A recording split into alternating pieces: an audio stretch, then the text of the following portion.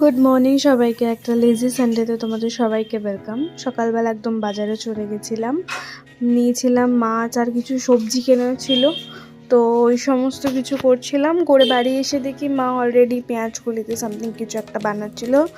পেঁয়াজ কলি, আলু, ডিম দিয়ে সব ভাজা। তারপর লাঞ্চ টাঞ্চ করে নিয়েছিলাম অ্যাজ। সন্ধেবেলা উঠে দেখি, ওরে বাপ রে বাপ, মা আর কাকিমার বিরাট গল্প চলছে।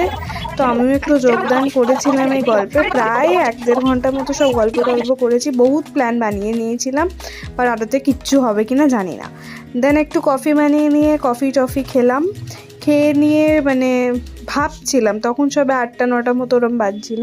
ভাবছিলাম কি করা যায়, না কোনো কাজ আছে না কিছু। এই ভাবতে ভাবতে মা ডিনার করাতে চলে এসছে। একদম পুরো ফ্রেশ হয়ে গেছিলাম, জামা কাপড় ছেড়ে নিয়ে রাত্রির জন্য। মা খাইয়ে দিল আজকে, দিয়ে এই ছিল আজকে।